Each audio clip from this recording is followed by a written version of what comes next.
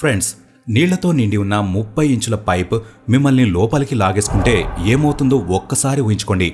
ఏం జరుగుతుందో మీకు అర్థమయ్యేలోపు మీకు ఊపిరాడదు, కాసేపటికే చనిపోతారు. ప్యారియా డైవింగ్ డిజాస్టర్. ఈ ప్రమాదంలో 4 డైవర్స్ చనిపోయారు. ఈ దృశ్యాలన్నీ గోప్రో కెమెరాలో రికార్డు చేయబడ్డాయి. ఇది ఆ ప్రమాదం జరగడానికి కొన్ని సెకండ్ల ముందు తీసిన వీడియో. 2022 ఫిబ్రవరి 25న LMCS కంపెనీ డైవర్స్ ప్రతిరోజు లాగానే వర్క్ చేసుకుంటూ ఉన్నారు. వాళ్ళు ప్యారియా ఆయిల్ కంపెనీలో మెయింటెనెన్స్ వర్క్ చేస్తున్నారు. ఇది పశ్చిమ ఆఫ్రికాలోని ఒక గవర్నమెంట్ ఆయిల్ కంపెనీ. ఆ డైవర్స్ పేర్లు కాజిమ్ అలీ, యూసుఫ్ హెన్రీ, ఫైజల్ కుర్బాన్, రిషి నాగసర్, క్రిస్టఫర్ బూద్రం. వీళ్ళందరూ కలిసి ఉపయోగంలో లేని సెక్షన్ దగ్గర పనిచేస్తున్నారు. అది దాదాపు 1200 ఫీట్ల పొడవున్న పైప్. అది యు ఆకారంలో ఉంటుంది.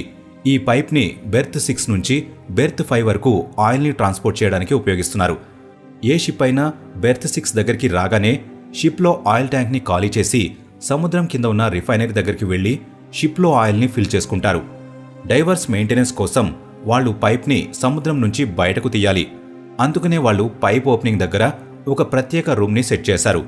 ఆ రూమ్లో ఉన్న ఆక్సిజన్ ప్రెషర్ వల్ల సముద్రపు నీళ్లు అందులోకి వెళ్లవు. దీనివల్ల వాళ్ళు చాలా ఈజీగా పని చేసుకోగలుగుతారు. మనం నీళ్లలో గ్లాస్ని రివర్స్లో పెడితే అందులోకి నీళ్లు ఏ విధంగా వెళ్లకుండా ఉంటాయో అదేవిధంగా ఈ రూమ్లోకి కూడా నీళ్లు వెళ్లవు. వర్కర్స్ ఆ రూమ్లో నుంచుని వాళ్ళ పని చేయవచ్చు, డ్రెస్ చేంజ్ చేసుకోవచ్చు. ఆ రోజు మెయింటెనెన్స్తో పాటు పైప్లో ఉన్న రబ్బర్ ప్లగ్ని బయటకు తీయాల్సి ఉంది. పైప్లో ఉన్న ఆయిల్ లేదా హైడ్రోకార్బన్ బయటకు రాకుండా ఉండడం కోసం ఈ రబ్బర్ ప్లగ్ని 2 వారాల ముందే అమర్చారు. కానీ పైపులో ఎక్కువ డిఫరెన్షియల్ ప్రెజర్ ఉందన్న విషయం వాళ్ళకు తెలియదు. డిఫరెన్షియల్ ప్రెజర్ని డెల్టా పీవీ అంటారు. డిఫరెన్షియల్ ప్రెజర్ అంటే ఏంటో మీకు అర్థమయ్యేలా చెప్పాలంటే, మీ దగ్గర 2 ట్యాంకులు ఉన్నాయనుకోండి. ఆ 2 ట్యాంకులను పైప్తోనే కనెక్ట్ చేస్తారనుకోండి. ఆ పైప్ మధ్యలో ఒక వాల్వ్ ఉందనుకోండి. ఒకవేళ ఒక ట్యాంక్లోకి ఫుల్గా నీళ్లు ఉన్నాయనుకోండి, మరో ట్యాంకులో కేవలం కొన్ని నీళ్లు మాత్రమే ఉన్నాయనుకోండి. నీళ్లు ఫుల్గా ఉన్న ట్యాంక్ యొక్క ప్రెజర్ వాల్వ్ పైన పడుతుంది. ఒకవేళ ఆ వాల్వ్ని ఓపెన్ చేస్తే ఆ 2 ట్యాంకుల్లో నీటి స్థాయి సమానంగా మారుతుంది. ఒకవేళ దీని దగ్గర ఎవరైనా మనుషులు ఉంటే ప్రెజర్ వల్ల వాళ్ళు కూడా లోపలికి వెళ్ళిపోతారు. ప్యారియా డ్రైవింగ్ ప్రమాదంలో కూడా సరిగ్గా ఇలానే జరిగింది.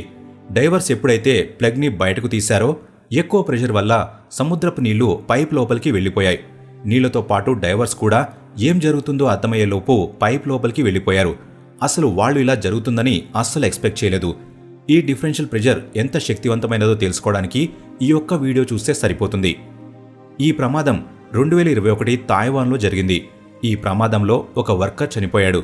కానీ ప్యారియా ప్రమాదంలో అదృష్టవశాత్తు డైవర్స్ అందరూ ఎయిర్ ప్యాకెట్స్ ఉన్న చోటనే పడిపోయారు. దీనివల్ల వాళ్ళు ఊపిరి తీసుకోవడానికి ఇబ్బంది లేకుండా పోయింది. అందరూ కూడా పైపు లోపల బతికే ఉన్నారని తెలిసింది. కానీ ఆ పైపు లోపల ఎక్కడ ఉన్నారో వాళ్ళకి అర్థం కాలేదు. ఎటువైపు నుంచి వచ్చారో, ఎటువైపు నుంచి వెళ్తే బయటపడతారనే విషయం కూడా కనిపెట్టలేకపోయారు. ఈ పైప్స్కి ఉన్న సపోర్ట్ని అటాచ్ చేయడానికి ఎయిర్ పాకెట్స్ పెట్టారు. అందుకనే ప్రతి చోట ఎయిర్ హోల్స్ ఉన్నాయి. ప్రతి ఒక్కరు కూడా ఏదో ఒక ఎయిర్ పాకెట్ దగ్గర ఉన్నారు. వాళ్ళు ఎంత దారుణమైన పరిస్థితిలో ఉన్నారో వాళ్ళకి అస్సలు తెలియదు. అదృష్టవశాత్తు వాళ్ళందరూ బతికే ఉన్నారు. ప్రతి ఒక్కరు కూడా ఎంత త్వరగా వీలైతే అంత త్వరగా అక్కడి నుంచి బయటపడాలని అనుకున్నారు. కానీ వాళ్ళకి పైపులో ఎటువైపు వెళ్లాలో తెలియదు. అందరూ క్రిస్ వైపుకి వెళ్లాలని అనుకున్నారు. ప్రతి ఒక్కరూ ముందున్న వారి కాళ్లను పట్టుకుని చైన్ లాగా ఫామ్ అయి పైపులో ముందుకు వెళ్తున్నారు. కానీ పైపులో మొత్తం ఆయిల్ ఉండడం వల్ల వాళ్లకి ముందుకు వెళ్లడం చాలా కష్టంగా మారింది. కాజిమ్, యూసఫ్ కాళ్ళు విరిగిపోయాయి. గాయమైన తర్వాత కూడా చీకట్లో ముందుకు వెళ్లాలని నిర్ణయించుకున్నారు. ఎంతోసేపు కష్టపడిన తర్వాత వాళ్లకి ఇంకో సమస్య ఎదురైంది. ఎయిర్ పాకెట్ దాటుకుని వెళ్లిన తర్వాత వాళ్లకి అక్కడ నీళ్లు కనిపించాయి. ముందుకు వెళ్లాలంటే వాళ్ళు ఆ నీళ్లని దాటుకుని వెళ్ళాలి. అందుకనే క్రిస్ ఇంకా కాజిమ్ ఇద్దరు ముందు బయటకు వెళ్లి మిగిలిన వాళ్లకి సాయం చేయాలని అనుకున్నారు. వాళ్ళు ఎంతో కష్టంగా ఊపిరిని బిగబట్టి నీళ్లపై తేలుతూ ముందున్న మరో ఎయిర్ ప్యాకెట్ దగ్గరికి వెళ్లారు. కానీ కాజిమ్ కాలు విరగడం వల్ల అతను ముందుకు వెళ్లలేకపోతున్నాడు.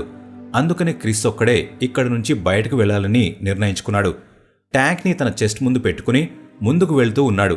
చాలాసేపు కష్టపడిన తర్వాత అతను పైప్లో నుంచోడానికి వీలుగా ఉండే ప్రదేశానికి వెళ్ళాడు. కానీ అతను ఒకవేళ బెర్త్ 6కి కాకుండా బెర్త్ 5కి వెళితే ఖచ్చితంగా చనిపోతాడు. ఈ భయంతో అతను చాలాసేపు ఆలోచించాడు. అదృష్టవశాత్తు అతను బెర్త్ 6 దగ్గరికే వచ్చాడు. అతను అక్కడి నుంచి గట్టిగా కేకలు వేస్తూ పైప్ని గట్టిగా కొట్టి శబ్దం చేస్తున్నాడు. దీనివల్ల కొంతమంది అతన్ని చైన్ సాయంతో బయటకు తీశారు. క్రిస్ ఆనందంలో భావోద్వేగానికి లోనయ్యాడు. ఇతను ఎలాగో బయటపడ్డాడని, తన ఫ్రెండ్స్ కూడా బయటపడతారని అతనికి నమ్మకం కలిగింది. అతను రెస్క్యూయర్స్కి పైప్ లోపల ఎయిర్ పాకెట్స్ ఉన్నాయని, ఇందులో ఇంకా 4 వ్యక్తులు ఉన్నారని చెప్పాడు. క్రిస్ని వెంటనే హాస్పిటల్కి తీసుకువెళ్లారు. ఎల్ఎంసీఎస్ ఎంప్లాయీస్ ఎవరూ కూడా పైపులో ఉన్న వ్యక్తులు బతికి ఉంటారని చెప్తే నమ్మలేదు. వాళ్ళందరూ పైపులోని నూనెలో మునిగి చనిపోయారని అనుకున్నారు. ఎందుకంటే ఎయిర్ పాకెట్స్లో కేవలం గంటకి సరిపోయే ఆక్సిజన్ మాత్రమే ఉంటుంది. అప్పటికే ఈ ప్రమాదం జరిగి 2 గంటలైంది. దీనివల్ల వాళ్ళు చనిపోయి ఉంటారని అందరూ భావించారు.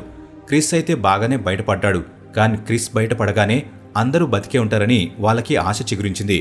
రెస్క్యూవర్లు అందరూ పైప్ లోపల ఉన్న డైవర్స్ లొకేషన్స్ని గుర్తించాలని పైప్ని కొడుతూ శబ్దం చేస్తూ ఉన్నారు. లోపల ఉన్న వ్యక్తులకి శబ్దాలు వినిపించాయి. వెంటనే వాళ్ళు కూడా పైపును కొట్టి మేము ఇంకా బతికే ఉన్నామని సంకేతం ఇచ్చారు.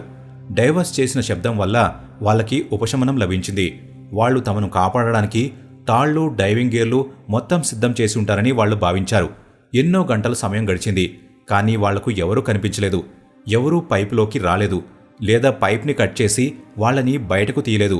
పైప్లో ఆక్సిజన్ తగ్గుతూ వచ్చింది. వాళ్ళు ఊపిరి తీసుకోవడం చాలా కష్టంగా మారింది. కానీ వాళ్ళు సహాయం కోసం వేచి చూడడం తప్ప ఇంకేమీ చేయలేరు. వాళ్ళని కాపాడడం కోసం ఎవరూ రాలేదు. ఏ ప్రయత్నమూ జరగలేదు. ఈ ప్రమాదంలో ఎల్ఎంసీఎస్, పారియా కంపెనీ, అలానే కోస్ట్ గార్డ్ పైన ఎన్నో అనుమానాలు రేకెత్తాయి. కొంతమంది పారియా కంపెనీ పైపు లోపల ఇరుక్కున్న డైవర్స్ని కాపాడడానికి రెస్క్యూ టీం సిద్ధంగా ఉన్నప్పుడు వాళ్ళని అడ్డుకుందని చెప్తున్నారు. డైవర్స్ను కూడా ఆపేశారని చెప్తున్నారు. కానీ కంపెనీ మాత్రం వాళ్ళని కాపాడడానికి ప్లాన్ లేదని, ఎక్కువ డైవర్స్ని లోపలికి పంపించడం చాలా ప్రమాదకరమైన పని అని భావించి పైపు లోపల ఇరుక్కున్న డైవర్స్ బతికుండే ఛాన్స్ లేదని చెప్పింది. ఆ శబ్దాలు కూడా ఏదో వస్తువు వల్ల వచ్చిన శబ్దమని కొట్టిపారేసింది. కోస్ట్ గార్డ్, పారియా కంపెనీ వాళ్ళని కాపాడడానికి ఎన్నో ప్రయత్నాలు చేసిందని చెప్పాడు. కానీ నిజానికి కంపెనీ మాత్రం ఏ సాయం చేయడానికి ప్రయత్నించలేదు. ఫిబ్రవరి 25న క్రిస్ని కాపాడారు. అప్పుడు వాళ్ళందరూ బతికే ఉన్నారు. ప్రతి ఒక్కరూ 48 గంటల వరకు పైప్లో శబ్దాలు వచ్చాయని చెప్పారు. ఫిబ్రవరి 27న పారియా కంపెనీ ప్రెస్ ముందుకు వచ్చి డైవర్స్ అందరూ చనిపోయారని కన్ఫర్మ్ చేసింది. వాళ్ల ప్రాణాలను కాపాడే మిషన్ ముగిసి కనీసం వాళ్ళ డెడ్ బాడీస్ సురక్షితంగా దొరికితే చాలనే మిషన్ మొదలైంది. ఫిబ్రవరి 28న 7 గంటలకి పైపులో ఇరుక్కున్న 3 డెడ్ బాడీస్ని బయటకు తీశారు. కానీ ఒక డైవర్ బాడీ అస్సలు దొరకలేదు. 2022 మార్చి 3 రిషి నాగాసార్ డెడ్ బాడీ దొరికింది. ఆ డెడ్ బాడీ పరిస్థితి ఎంత దారుణంగా ఉందంటే అతన్ని గుర్తుపట్టడం కూడా చాలా కష్టంగా మారింది. ఆ డెడ్ బాడీస్కి అటాప్సీ చేసినప్పుడు 2 రిపోర్ట్లు వచ్చాయి. ఈ రిపోర్ట్స్ని బట్టి వాళ్ళందరూ ఫిబ్రవరి 26 వరకు బతికే ఉన్నారని తెలిసింది. వాళ్లలో కొంతమంది ఫిబ్రవరి 28 వరకు కూడా బతికే ఉన్నారని తెలిసింది. కానీ కంపెనీ మాత్రం వాళ్ళని కాపాడడానికి కనీసం ప్రయత్నించలేదు. ఫ్రెండ్స్, ఈ ప్రమాదం గురించి తెలుసుకున్న తర్వాత మీకేమనిపిస్తుంది? మాకు కామెంట్ బాక్స్లో చెప్పండి. ఈ వీడియో ఇంతే ఫ్రెండ్స్. ఈ వీడియో మీకు నచ్చినట్లయితే లైక్ చేయండి. ఇలాంటి మరెన్నో వీడియోస్ కోసం ఇప్పుడే మన ఛానల్ని సబ్స్క్రైబ్ చేసుకోండి.